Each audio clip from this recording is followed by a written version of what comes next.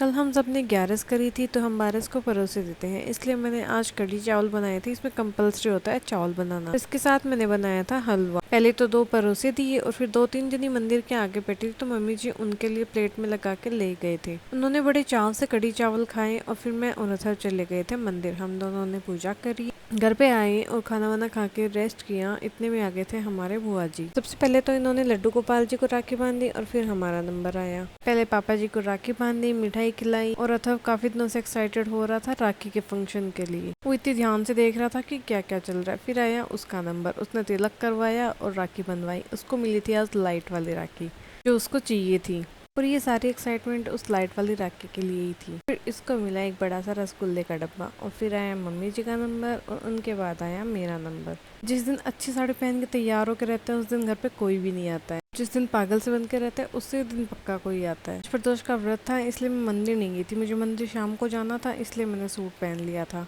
बाकी वाला सारा काम फिनिश करके फिर मैंने बनाई सबके लिए चाय और सबने बैठ के पी। 1 से 1.5 घंटे रुके थे बुआ जी और फिर जब उनका जाने का टाइम हुआ तो हमने 1-2 पिक्चर्स क्लिक कर ली। उनके जाने के बाद फिर मैं नहा धो के तैयार हुई और अपने बाल भी धोए थे आज मैंने, क्योंकि आज मेरा प्रदोष का व्रत था तो मुझे आज की पूजा इवनिंग में करनी थी। बाल सुखाए, क्रीम वगैरह लगाई, लिपस्टिक वगैरह लगा के हुई तैयार और सारे बेलपत्र तैयार करे। इनके ऊपर लगाया चंदन का टीका।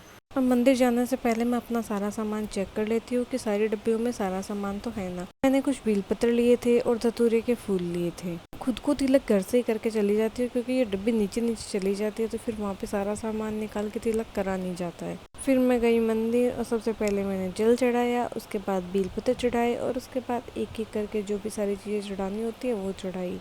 इवनिंग के टाइम पे तो मंदिर में कोई भी नहीं रहता है तो इसलिए पूजा आराम से हो जाती है। लेकिन आज तो मेरे साथ ये हुआ कि जैसे पूजा फिनिश करी और दिया जलाने का टाइम आया तो एक अंकल आए और उन्होंने इतनी बुरी तरीके से सारा सामान उतार के फेंक दिया।